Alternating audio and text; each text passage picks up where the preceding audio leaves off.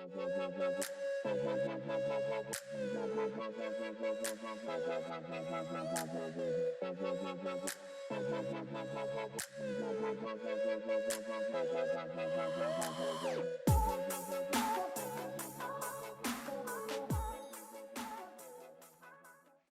think that is probably about the right time to do so. We've got a number of people. Good afternoon and welcome to Buro Happold's webinar, which is exploring the thorny topic of whether it's ever okay to demolish a building in the 21st century. I'm Sarah Prichard, the UK Managing Director for Buro Happold and Chair of the ACE Net Zero Task Force. As an engineering leader with a focus on net zero, I'm passionate about helping our business and our clients on the journey to net zero. I appreciate that this is a far from straightforward topic, and that's why we've joined together today to talk about it. The path to net zero is littered with cases of individual businesses and individuals endeavouring to make the right decisions about how to reduce the carbon impact of their activities and try and ensure that we reduce our impact on global warming. We're endeavouring to reduce our travel, both for business and for leisure, to consume responsibly, to improve the business performance, the building performance of our homes and workplaces, to reduce our energy consumption, our operational carbon, and to endeavour to reduce the embodied and operational carbon of the new buildings we create. Many of us on the call today are in the construction industry. New buildings are what we do. We're coming up with new materials to reduce embodied carbon and specifying energy efficient equipment within those buildings. However, we're also realizing that we need to increasingly consider whether we should be building at all. Should we be demolishing the buildings that just seem a bit outdated and create something new? Whilst we can argue that the new building would be fit for the 21st century, low embodied carbon, low operational carbon, and therefore should be worth it, is there another way to think about the problem? Should we put our time, energy, money into reusing, repurposing and retrofitting the existing buildings and redeploying its existing embodied carbon? If nothing else, it's time we ask the question. Things are evolving and quickly, and what we do depends on the technology that's available at the time. I think back to the part of my career when I was working in Qatar on the Musharraf Downtown Doha project, where we created over 100 LEED Platinum Gold buildings and a new heart for the centre of Doha. A new heart, yes, but it did involve the mass demolition of a whole city block. We were able to retain some of the buildings that had historic value, but generally they were demolished at the time. However, most of them had, were poorly constructed and did not have what we felt at the time to be a long or reusable lifespan. And again, it is that, at the time we made those decisions. We can't go back, but maybe if we were asking ourselves those questions now, we might have considered and done things differently. We shouldn't judge the decisions that were made only a couple of years ago by the knowledge and information we have now, because we hope that in a lot of cases, they were well made and well founded at the time. But we do need to keep evolving. We've realized, as we were, just waiting to come into the room, that the thoughts and ideas around this topic really are changing so quickly that as we develop new materials, understand the possibilities of circularity more clearly, that this is going to be something that's going to change hugely, even in the next couple of years. It's our plan potentially to run similar sessions to these in the next, in the next 6 months, 12 months, so that we can understand and chart how ideas and responses to these evolve over that period. My colleague Maddie will be in touch after the event. Please register your interest if you'd like to join us on this journey and continue the discussion. Now, without further ado, it really is enough from me. I want to introduce our panelists for today. We've got Elaine Toogood, the Head of Architecture at the Concrete Centre. She provides architectural advice, project and technical guidance primarily related to the use of concrete. She has over 25 years of experience as a qualified architect and is the joint lead for the Concrete Centre's Circular Economy Task Force, an advisor to UK Concrete for environmental sustainability in the built environment. Dr. Natasha Watson is a structural engineer here at Buro Happold one of our lead designers and job leaders on projects that range in huge scale and materiality as part of the work she does here. She's part of a 2-year research and developmental program for the future leaders of practice, our C-Lab, that aims to solve the challenges around, urban use at the current time. She's also one of our co-leads in Buro Happold in research and development at the moment, focusing on embodied carbon. Jeremy Randall is a planning partner at Gerald. He's got over 18 years experience advising leading UK and international owners, developers, investors, and occupiers across London. He's a member of the Royal Town Planning Institute, and he provides expert town planning and developmental advice across offices, mixed use, retail, and the cultural sector, as well as advising the public sector. Dr. Craig Robertson is Head of Sustainability at Allford Hall, Monaghan Morris, AHMM, the architectural practice. He sits on the REBA Sustainable Futures Group and is currently leading the Knowledge Transfer Partnership research project with UCL's Bartlett School of Energy and Environmental Resources into the implications of net zero carbon on high density mixed use urban developments. A big welcome to all of our panelists here today. Now, before I start asking the first questions, I just want a couple of housekeeping things. The session is being recorded and will be made available afterwards. Please put yourselves on mute so that we don't get too much interference with the speakers. And if you've got any questions, pop them in the chat and we'll try and do our very best to get to them in the course of the afternoon. So we need to try and keep this also to an hour is the instruction that I've been given. So I'm going to start by asking Elaine the first question of the day. What's the decision process behind whether to demolish a building or not? Should more people be involved in these discussions? And how much impact should the public have? Over to you, Elaine, please. So, yes, that's 3 questions, isn't it, Sarah? But I'll give it a go. So it's wide-ranging, isn't it? Obviously, cost has historically and still has a huge impact and a factor on that decision making. VAT, of course, is a really key factor and is often the thing that will tip towards a new build as opposed to a retrofit. Certainly in my experience in practice, that's often has been the case. But there's also assessment of the sustainability of the building for its use in this terms of appropriateness, what it can be used for, what's intended for its use, but also its proposed new and current required performance, the enhancement that's needed to the building. How feasible is that? How much cost, but impact and carbon is associated with that, to upgrade it, to meet current fire regulations, thermal ventilation, all those things.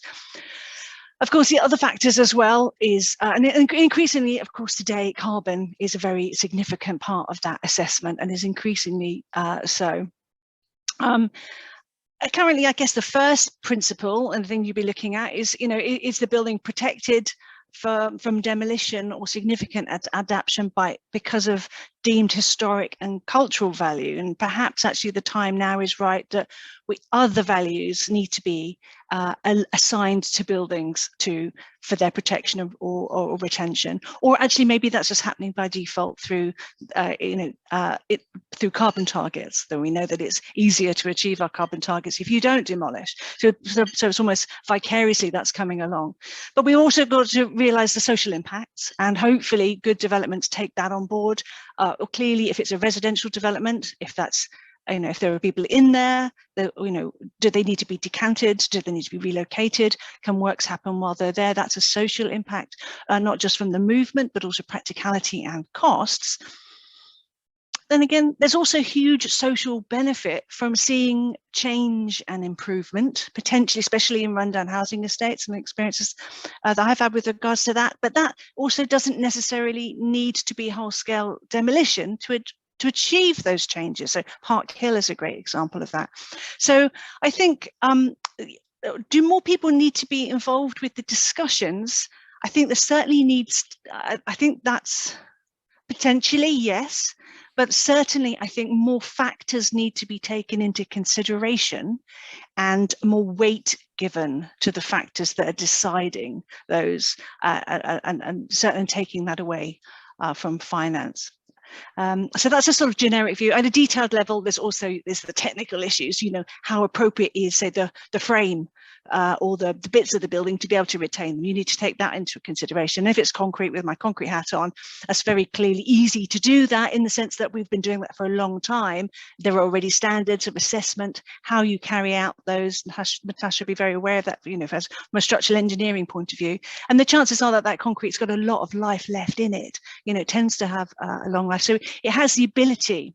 So different parts of a building may have the ability to last longer. You don't necessarily need to think of the whole building. It's looking at the elements of it.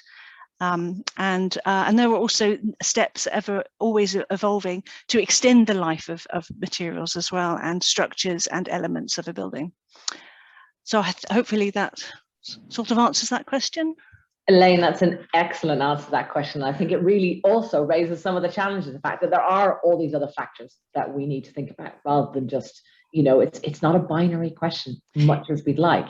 Absolutely. Many of us are engineers.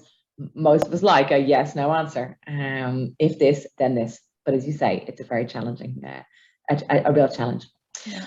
I'd like, and it's quite a nice, segue from that to asking Natasha a question, around, are there any sweet spots as to when demolition can be justified if circularity is fully embraced? It's almost, segueing from what Elaine was saying. And if so, what are those reasons, Natasha? Right. So I think that with demolition being justified, you need to have the right building for the right purpose.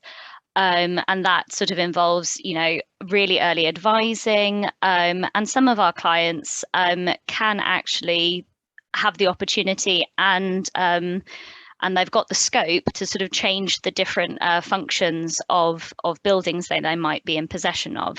So is it a case of actually, can they change the program to be more residential rather than more office? And residential, typically you've got sort of smaller spans and lower loads.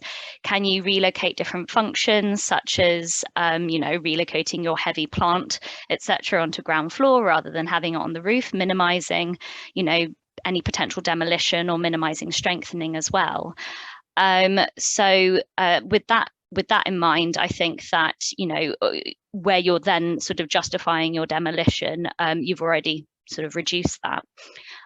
In terms of circularity, I think that if you are going to be demolishing part of your building, and then yes, you do need to build new, there's still a bit of a tension between whether or not, designing with deconstruction in mind, or designing with a tight fit functional usage in mind is best. There is a time value with carbon. We have less than 8 years to reduce our carbon emissions. And so any minimal material that we can add for new build is preferential, so that we can drastically reduce our carbon emissions. However, where you do need to have your, say, longer spans, or kind of slightly more material is needed for those kinds of things, then I would say, rather than circularity, i.e. using new materials that can be deconstructed in the future, try and look at reclaimed materials or reused materials that you can use now to form those kinds of structures that you might need. So whether that's reclaimed steel work and the like as well. Excellent. Nice segue from concrete into steel, and some of the real challenges around getting that circularity to work.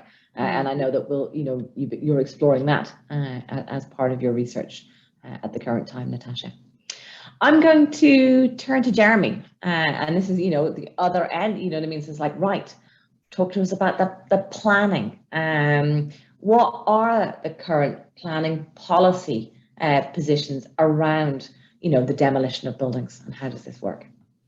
Well, inevitably with planning policy, it's often open to interpretation, and that's what we're sort of grappling with, this very fast-moving topic.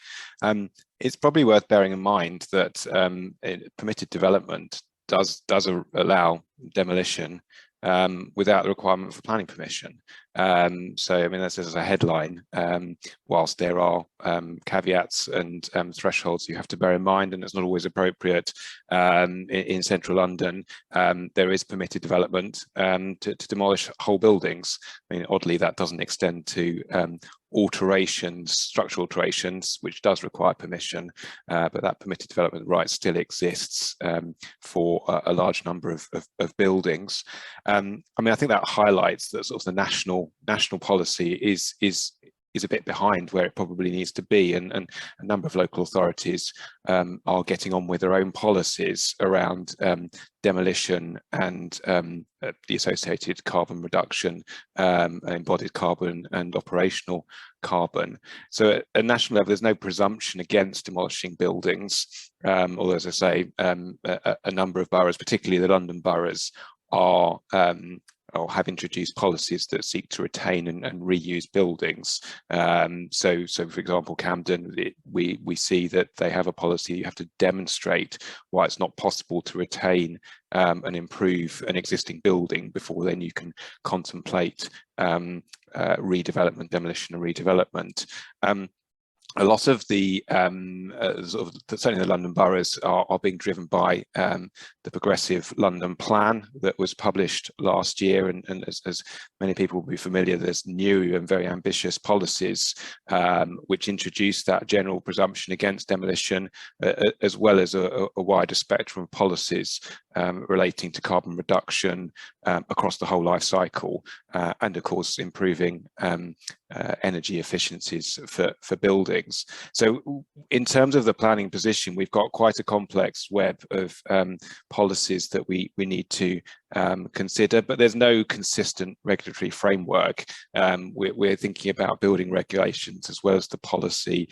The GLA have standards with BREEAM, new ideas at LETI and neighbours that we're looking at now. So from a planning perspective, we're sort of working with these various standards, whether there's a case to retain the building or looking at redevelopment. The other thing that is quite interesting is the building regulations and how policy is benchmarking itself against Part L in terms of carbon reduction, and thinking, well, to what extent is that fit for purpose if we are looking at carbon reduction against baselines relative to 1990 levels. The other thing that we sort of have to deal with is the degrees of demolition. There's no sort of one size fits all, and yes, sometimes we're looking at wholesale demolition and redevelopment, but a lot of schemes we're working on, there are opportunities for some partial demolition or structural frame retention, or hybrids and substructure. And in terms of how policies are structured, dealing with those more hybrid situations is quite difficult, both for officers and the decision makers themselves. So it is quite a complex picture. There's not a consistent benchmark, and I think we need that, certainly from a national level, to allow decision makers to properly scrutinise proposals, as I say, whether they're for redevelopment or not. And just as a sort of final thought on that, I mean, whilst we have policies that have presumption against demolition in some of these London boroughs, we are now looking at various scenarios through the planning process that have to contemplate sort of counterfactuals to demonstrate the possibility of demolition. And all of this we are sort of learning along the way, that the London plan provides a framework to an extent in some of the London boroughs, but it's something we're all grappling with, and both for us as advisors and the decision makers, the lack of sort of consistent framework that doesn't help, I don't think, and there's much room for improvement in terms of the planning policy position. Jeremy, you saved yourself from, I was like, so what's the one thing that we should be doing? And you clearly are advocating the fact that we do need that consistent framework. Certainly from, looking at it, I'm not as, au fait with planning things as you are, clearly, but it strikes us as if that's where we need to move to as a country quite quickly. and certainly as part of the armoury as we move towards net zero. Brilliant, thank you so much. Can I come to Craig? And Craig, I've got a question that's come in that says, should the demolish versus refurb decision be made solely on the basis of CO2 emissions? Or is it okay to demolish a building if refurbishment is 3 times more expensive than demolition, or construction of a new building? It kind of it's picking up from some of the points that Natasha was making and segueing into that, hopefully. Can I pass over to you, please? Yeah, thank you, Sarah, and good afternoon, everyone. Yeah, I think that question touches on both the kind of carbon argument, but also the economic viability, talking about the expense of retention or demolition. I suppose the short answer to should the question be made solely on carbon is no, but I think that carbon should be obviously a very heavily weighted component of the burden of proof. I think the starting point should always be to try and reuse the existing building. I think we should be looking at creative, innovative ways of doing that, but the assessment of that, I think, needs to evolve beyond the economic viability and carbon, although, as I say, these carbon in particular is the important component of that. I want to just touch about the other aspects of a building. I think we should be investigating. I think we should be, as an industry, as a kind of, if I can talk about the built environment industry as an industry, as a design team, say, or profession, we need to be developing a kind of a universal language to talk about the qualitative aspects of a building more clearly and with greater confidence. So I think currently we're able to, obviously, financial viability is a key part of our development decision making and the planning process, as is now through the GLA's life cycle analysis, a carbon calculation. So both of those kind of quantitative aspects where we're kind of comfortable with, although life cycle analysis, obviously there's lots of uncertainties within that process currently, and we're kind of as an industry learning how to do that with some certainty and definitiveness in the carbon calculations. But I think on top of that and overlaying onto that kind of burden of proof of testing a building to see whether we need to demolish it or not, I think there's a number of other things which kind of maybe as architects we intuitively do. And I think like 20 years ago when I started my career, if we were demolishing a building, the mantra was always just like, the new building's got to be better. It's just better, it's got to be better. And it was never interrogated beyond that. And it was always kind of, because we're architects, because we're thinking about it, because we're designing it, obviously it's better. We didn't have to think about it much more than that. Obviously what we're doing is better. But I think we need to, as I say, develop a kind of language around that that allows us to perhaps quantify or perhaps talk to each other and communicate those qualitative aspects in a way that does understand that they are better, and that a carbon cost or a financial cost that we're putting into refurbishing or demolishing a building is kind of worth it. So I think there's, as I say, there's kind of architectural characteristics that I think we intuitively do, but others have touched on, Elaine and Natasha particularly touched on, there's things around social value, around is the current building offering as much to the community cohesion or inclusivity or safety as it might do.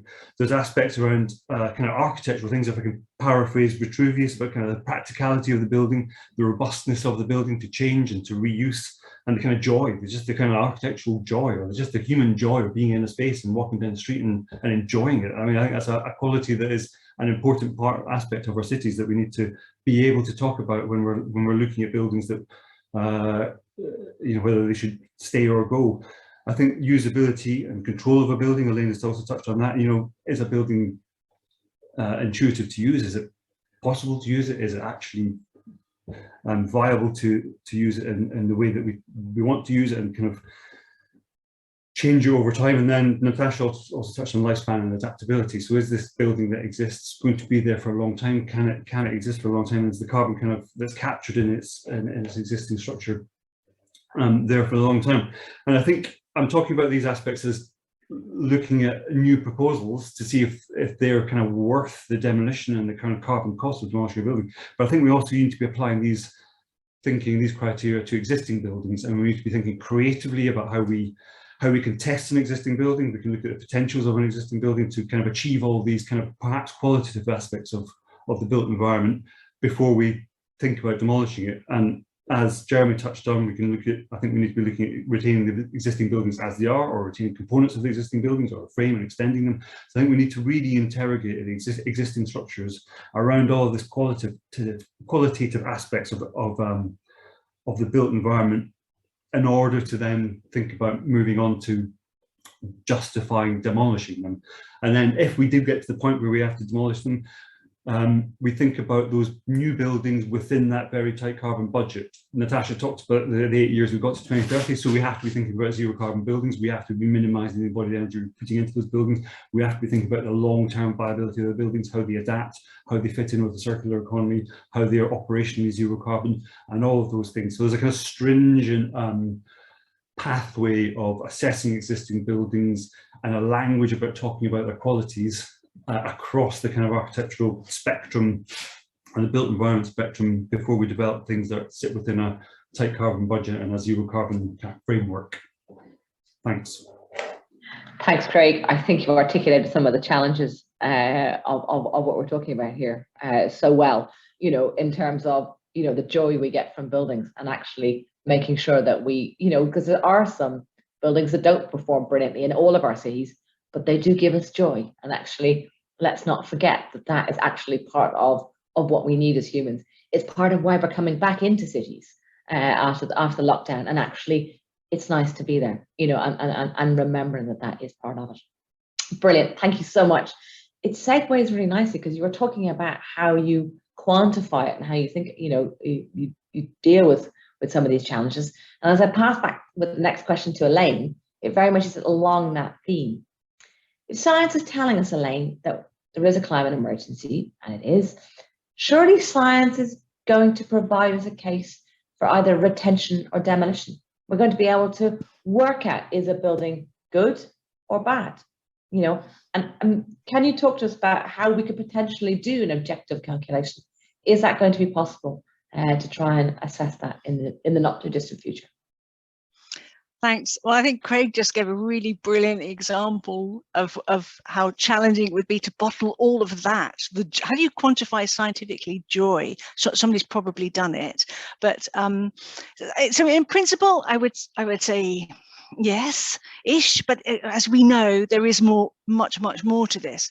I'm a little bit concerned about the sort of bad building. You know, as you said yourself, it's not binary. You know, so it's each element of all of those different things that we need to be considering from an environmental consideration as well as social and performance.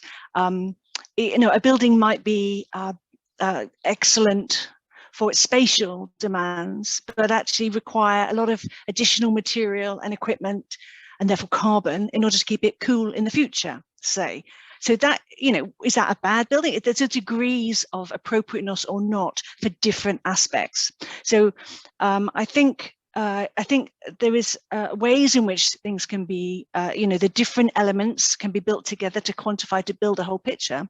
And that as a principle isn't new. I mean, you know, that actually to me, that sounds like BREEAM.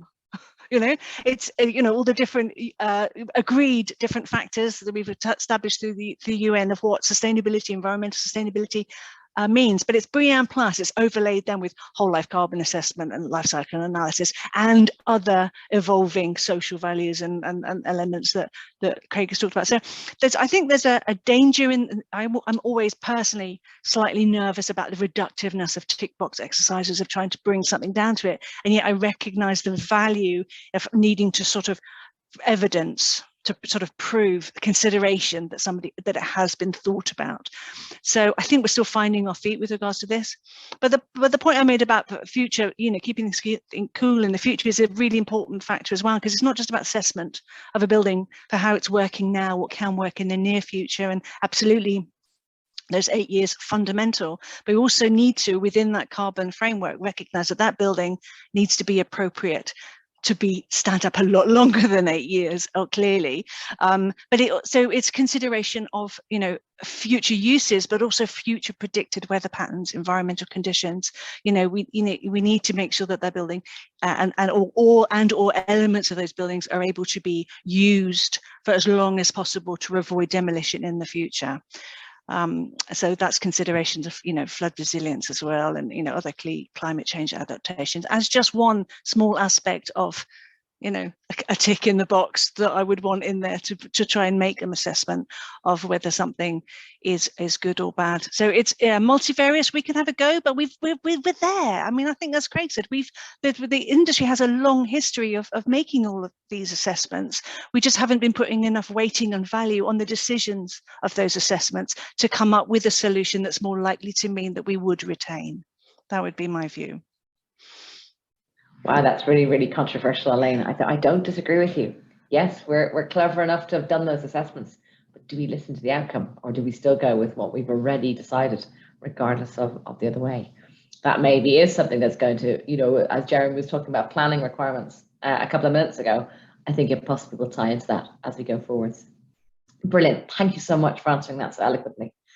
Natasha, again, from that one, I'm thinking about the fact that sometimes we really are going to have to make the decision that a building isn't serving its purpose and we can't find a way to reuse it, and that it's time to demolish it. Should we insist then that that building that we have created in its place, you know, must be long life, loose fit, so that if we've demolished today, we ensure that we won't have to do that again in 10, 15, 50 years time? So I think, yeah, talking about long life, loose fit, to me, if I'm being a bit cheeky, it's essentially the same as saying our business as usual. I think that a lot of talk about flexibility and long life, loose fit is already what a lot of people have wanted to put forward, and that has been used to justify big spans and high loading criteria. So personally, I don't think that we should necessarily be pursuing it for that particular reason. But then also thinking about long life, loose fit, the fact that we're demolishing buildings that were built in the 90s, built in the 2000s, and they had been designed for 60-year lives, I think we're kidding ourselves if we think that all of the projects, if I'm kidding myself, if I think that all of the projects that I've designed to a 60-year design life will be still standing in 60 years. And so actually, I think maybe we should be looking to building the appropriate structure or appropriate spaces for the people who are going to be using it now.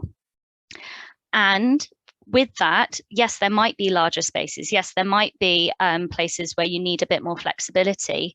But for the exact same reason that Craig and Elaine have talked about, you know, as architects, we've been looking at all these different criteria that we pull together to create spaces. I think that we can justify larger spaces if it is necessary for the use there, and not necessarily just have a blanket long life, loose fit for projects. I mean, COVID as well has completely changed how we use our buildings. Will Arnold has mentioned it before in conversations where I've been sitting in my study, and that's a house with domestic loading of 1.5. I haven't, and I've been using it as my office. And how many offices have we seen that have been built in London which have 12 by 12 meter grids and have been designed for 4 kilonewton meters for live load? It's I think that there's something that we can learn from the appropriateness of long life, loose fit from COVID as well there. So I think that's my opinion on that. Thanks, Natasha. No problem. That is a real thing. You know, Yeah. You know, my crystal ball doesn't tell me what's going to be like in the future. It certainly didn't tell me about the COVID pandemic and about the changes of spaces. And I do think that one of the things we might, you know, in the past, as you say, we've designed things for massive loads, just in case. And actually, we might have got much leaner solutions, you know, if we'd taken clients down lines and gone, realistically, you don't need, you're never going to put a filing cabinet anywhere in the building. And actually, filing cabinets, what are they? You know, I'm probably showing my age or the stage of my career by talking about the fact that we'd store lots of paper. Anyhow, let's move on. Thanks, Natasha. Jeremy, what policies should we be encouraging to incentivize circularity in the built environment? You know, think about those planning aspects. Other things we can do, as you said, we probably need closer frameworks. What can we do to promote circularity as part of it as well? Yeah, absolutely. I mean, I think sort of picking up on what I was saying before around planning policy, there's a real need for upskilling and greater education across the industry. We need to have, I think, better sort of national guidance that helps with understanding embodied and operational carbon at all levels. So I think that's something that needs to be drawn out such that we are able to deal with these topics. I think more specifically, we are slowly learning, and we can learn from Europe and elsewhere. Is materials passports and greater use of BIM. I mean, I think that the passports is something that allows the sort of building supply chain and then future-proof buildings. But there's a lack of knowledge. There's a lack of a sort of unified approach. We know that individual developers and contractors are looking at this through BIM, but if there was a unified approach, I think that would really help incentivize the circularity point. And how that information is disseminated through the sort of circular economy characteristics right from the start of the process, building materials, components and products, which also then leads on to thinking about how buildings will operate and then at the end of their life can be demounted, so that we are future-proofing and allowing buildings to adapt, whether that's wholesale demolition at 60 years' time or whatever. I think another thing that's just sort of starting to come through now, and again, there's some quite good examples in Europe, is materials banks. I mean, every building, in a sense, is a sort of materials deposit, but it's sort of unorganized, and if there's an opportunity, and if we are having to deal with these scenarios where there might be partial demolition, full demolition, then having an opportunity to have a materials bank that is linked with BIM or other digitalization, then we're able to better deal with this issue of demolition and embodied carbon if we're reusing materials. The other incentive I think we need to think about is much more sort of research and development on materials audits. Obviously that goes to passports and banks, and we're starting to see some of this again through the London Plan, which is quite progressive in some of these areas, and the amount of information that we're submitting with planning applications. The GLA are looking at improving on knowledge, and this obviously helps as a tool for looking at improvements across the board in terms of sustainable development and energy efficiency. I think the other thing is just thinking about how buildings can be adaptable, and there's greater opportunities and work there, because I think we'll always be looking. I mean, there are going to be buildings that come up in the 1960s, 1970s, buildings that really aren't fit for purpose, and there is a good case for demolition. So they will be replaced, and then we have to think, well, can those replacement buildings be adaptable? I think there's also going to be a sort of an incentive through sort of monetary, financial, and perhaps that's more tax incentive rather than carbon tax, which is a bit blunt. So there may be incentives for developers and others if there's tax incentives rather than carbon offsetting per se. Thanks, Jeremy. I think you did an excellent job there of articulating, some of the use of technology that we, and our data that we can use to actually inform decisions as we go forward, which is really, really useful. Thank you. Craig, as a society, do we have an unhealthy addiction with keeping things going beyond their sell-by date? We've all got those pair of slippers under the bed. And when is it enough? When is it time to say that enough is enough? Well, I'm not a kind of cultural commentator, but I think I am probably contradictory, and there's a bit of both in our culture. And we think about our kind of wider culture. There's certainly an obsession with, or a kind of idea that old is good, or we can think about the political culture and kind of the visions of the past and how that's informed current decision making. Or when I think about popular culture, for example, you know, cinematic remakes of old stories being rehashed, or radio stations where I can turn them on and I know every word of every song, and I've heard them all. I've heard them all a million times, and I just want to hear something new.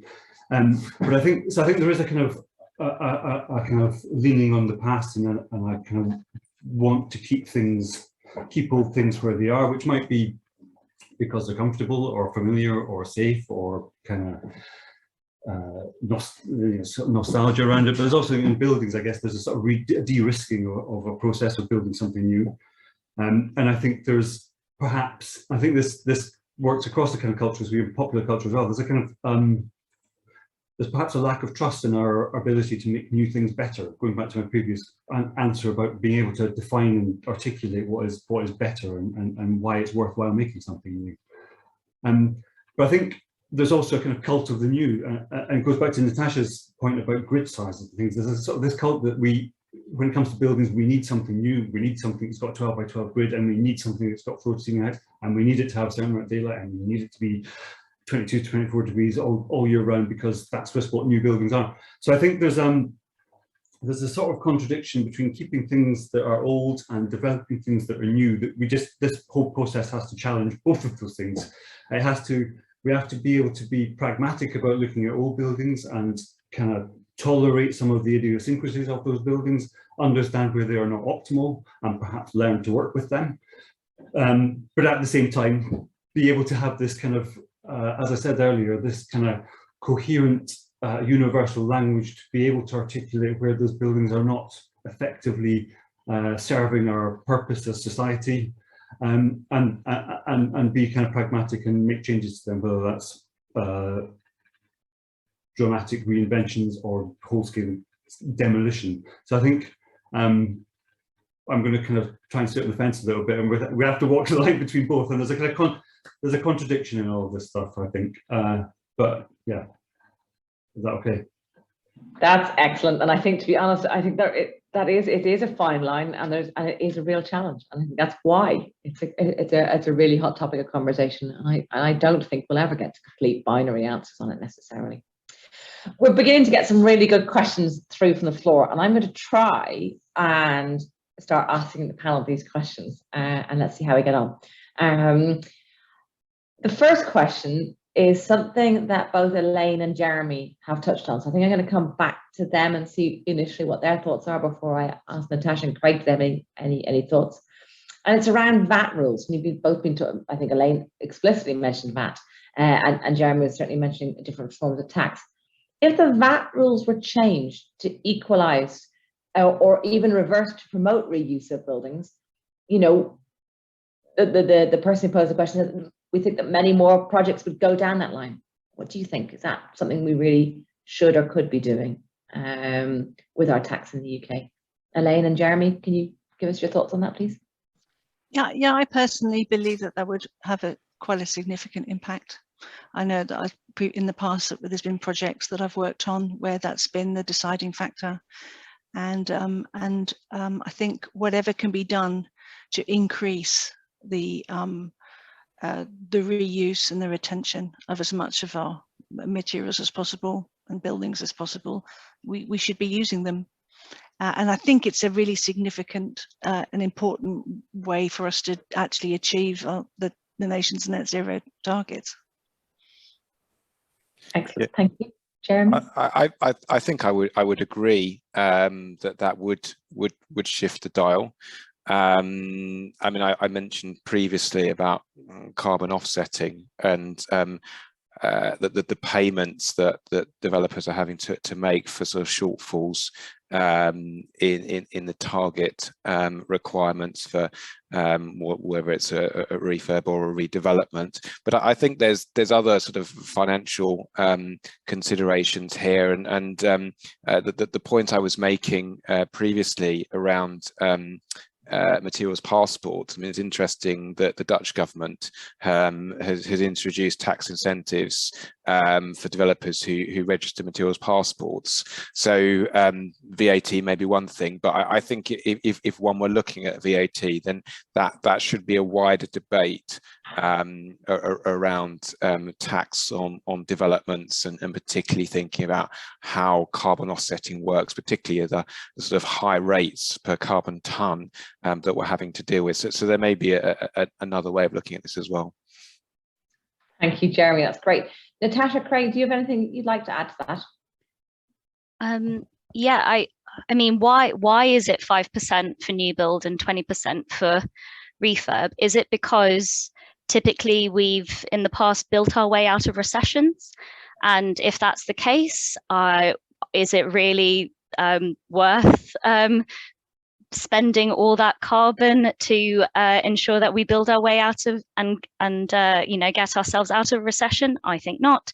So therefore, I would be inclined to say, rather than reducing VAT to 5% for refurb and keeping new build at 5%, I'd almost want to swap it so that it was 20% for new build and 5% for refurb. Thanks, Natasha. We could refurb our way back out of recession. Exactly. Let's try and avoid the recession. Craig, anything to add? Thank you. Yeah, and so the kind of wider issue of, I guess, domestic refurbishment and the need to get anywhere close to our kind of national CO2 reduction measures of improving the efficiency of all our domestic housing stock. I mean, a 20% hit on upgrading the fabric of your house is a massive disincentive. We need to be almost paying people to upgrade their old Victorian houses, and so I kind of agree with Natasha on actually swinging them around and actually eliminating that entirely on domestic refurbishment. Yeah, a really good point. And certainly we were discussing that at a Buro at Happold Foundation conversation yesterday afternoon. Can I move to another question? And I'm going to try and amalgamate two as best I can. And again, put it to the floor. Probably starting this time with Natasha and Craig to start with. The question is, refurbishing should be our first aim. Nevertheless, shouldn't we first shift the paradigm from demolition to deconstruction? And what are the biggest barriers to that? And then there was another question that's also come in around, well, what are our options for the quite complicated and possibly costly, but quite useful way of sometimes the fact that we can, move buildings? Again, that's a fairly extreme option, but again, it is possible. Should we be considering that? Should we consider propping elements of buildings to stiffen them rather than, again, going for demolition to give them properties that they wouldn't otherwise have? So it's again, if we can't refurbish, demolition, but actually can we go to deconstruction? Can we make that work? Natasha, Craig, who wants to go in first on that? Natasha. Thank you. So we've actually changed the name of our demolition spec to a deconstruction spec for that reason. It is so much more than the nuances of the words. It is changing the perception, drawing on the sort of the idea that buildings are material banks is key there as well. And I think that one of the biggest barriers to it is if you as a client are deconstructing a building, but actually are you using those elements on your site? Is there necessarily a strong drive for you to want to do that? If you can sell those materials, or in the instance of maybe you are a property developer with several sites around a city, can you use the materials from that one site that you're deconstructing to go into another site where actually that material is useful? I think that might be an incentive, but I think one of the key things is who is paying for the deconstruction, because it does take longer, it will cost more money, who's paying for it, but then if you get past that, who's paying for it, who's getting the value from it, will then follow, and potentially we will start to see a slow change, well, a slow change, I'd like a faster change. We'd start to see a change where, yeah, we are talking about deconstruction, and demolition is a word that we just don't use anymore. Excellent. Thank you, Natasha. No problem. Craig, what are your thoughts? Yeah, touch on some of the barriers that certainly we've found in a couple of recent projects. Kind of late 20th century buildings, attempting to deconstruct them and unpick all of the kind of composite materials that are in them, stuck together in ways that you just can't unpick them, like a lime mortar on a brick. It's really difficult. So actually, best of intentions going into adapt relatively new buildings, but maybe 50 years old, can be really difficult to get those materials out of that building and reuse them. And I thought, touching on the idea of moving buildings, propping buildings, stiffening bits of buildings, yes, I mean, I talked earlier about kind of really innovative interrogation of existing structures to see what can be done to reuse them. All of that stuff and more, absolutely. We should be really testing these buildings and really thinking about all of the ways we might be able to maximise the existing resources. Excellent. I think I would only add that we probably need to take that question back to sort of the first principles around embodied carbon, and ultimately there's always going to be buildings that are not fit for purpose, and however you look at it in terms of deconstruction, are simply not going to be deliverable in terms of a new product. I think the other thing that we have to think about in town planning terms is what is the overall benefit of the development. Demolition can unlock quite a lot in terms of site layout, and the public benefits that can flow from a full redevelopment may not be there if one has to work with an existing structure. So I think we need to just keep quite an open mind in terms of the full piece for demolition, and clearly there are, and we worked on lots of sort of 80s 90s buildings where you can strip it back to frame and represent it to the market as a new build, but equally that there will be some 50s 60s buildings that have come to their end of their useful life, and I think that's where we then need to think about sort of materials passports and materials banks, that we look at recycling what's there and get the bigger benefit from full redevelopment. Thanks, Jeremy. Elaine, do you have some final questions? Yes, yeah, no, I agree with a lot of what was said there, and actually, you're absolutely right. From a building passport point of view, we want to be getting as much out of every element of a building as we possibly can. It's the first principle of waste reduction. It's the first principle of circular economy. You reuse, you keep something in its use for as long as possible. But that's actually where I would also pick up on the long life loose fit approach to it. It's actually to reuse a concrete frame, say, retain it in place.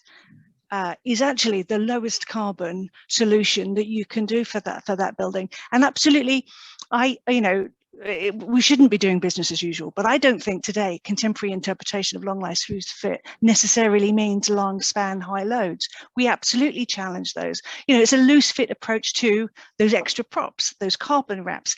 Design it low and allow it for adaptability, because even within 8 years, we might need to adapt it for COVID to open the windows. So a lot of it is about a simplicity of an approach, a value, and not a one size fits all for everything. In terms of the approach, we need a different approach to different parts of the building. We need to, and so I think that is a really important part. We've got to learn from all these lessons to avoid demolition as much as possible, absolutely facilitate deconstruction, but it doesn't need to be wholesale deconstruction. It can be partial, and it absolutely should be maximizing that reuse. I agree. And there's plenty of hybrids, great examples that AHMM done, the Bower, strip it down to the frame, add some extra floor space. You know, reclad it and add some space on the outside. Beautiful example. You know, more floor stories. We can do much more with what we've got without demolishing, but still adding value and still adding floor space and adding area to optimize. So creativity is going to be a key to this as well, as has been said already. Brilliant answers. Thank you so much all. And thanks, Elaine, for that last set of provocations. We've got 5 minutes. Time flies, we're having fun. I've got one last question, and again, it'll be a really quick run round from the panel to go and get their thoughts. As building professionals, a lot of us potentially benefit a lot more from rebuild than build nothing. Okay, that's a reality. How are we going to change mindsets, to change our mindsets, change our clients' mindsets with that challenge? Okay. Quick question, Elaine. I'm going to come to you first. I'm going to run through in the order we started. Right. So an architect's role isn't just about building. It's about advising. It's about space planning. It's about optimizing. It's about problem solving. So our skills are perfectly suited to actually work out what can a client do to not need to build. It can also be a very adaptable skill. So I would just throw that in there as a first instance. Brilliant. Thank you. Right, Natasha, changing mindsets. Yeah. I mean, as a structural engineer, yes, I like to do my calculations and do designs and stuff. But again, we can use our engineering brains to understand, well, actually, what can this structure be used for? What, you know, what can the vibration criteria be allowable for? What loads can we add there? And we're seeing a lot more stuff move into the advisory and consultancy sphere, because, you know, a building is a building. We understand how it works, and that kind of justification for a change of use with minimal amount of material being added is totally within our remit. And yeah, we should be doing more with that. Definitely. Thank you. Well done. Right, Jeremy, changing mindsets. How do we do that? I think it's across the piece. I mean, certainly from a town planning perspective, I mean, we've got a myriad of planning policies that one has to look at, whether it's redevelopment or it's a lighter refurb. I said at the start the sort of definitions of demolition and those sort of hybrids that can be achieved with sort of the 80s and 90s stock. But I mean, I think that we need to think about this both in terms of carbon, but also general sustainable development and that climate resilience piece that is coming forward, biodiversity, ecology. I think there's a whole spectrum, and we focused on demolition today, rightly so. But I think the industry is having to think on a lot of topics that will drive this sort of carbon reduction agenda. So it's not just demolition. And as I say, we're having challenging discussions with officers, say, even on those schemes that are not full demolition. And coming back to the point I made about guidance, the understanding how one assesses a hybrid scenario of part retention and part demolition is quite difficult. Thanks, Jeremy. Final word from Craig, please. And literally, I'm into my last minute before I get shot. Yeah, so I agree with Elaine. So architects and building environment professionals are creative problem solvers. Design always benefits from a set of constraints. The climate emergency is an obvious constraint. So we have to change mindsets or articulate how these buildings can work within those new constraints to our clients better. Excellent. Look, at that point, it is 29 minutes past 1. You will need to go back to doing what you do in your day jobs. I want to say a huge big thanks to our panelists today, to Elaine, to Natasha, to Jeremy, to Craig, for all the insights you've brought on, you know, to this really, really difficult topic that I think, as you say, we need to put our best brains to work out how to solve as we go forward. Things are moving so quickly. Thank you to all of you who joined the conversation here today. I hope you've enjoyed the conversation over what might be your lunch breaks. I hope you found it useful and provocative. As I said, we're hoping to revisit this as time goes on and to see how things evolve. Many, many thanks to you all. Enjoy the rest of your days. Bye-bye and thank you. Thank you very much. Bye-bye. Bye-bye. Thanks. Bye. Thank you. Bye.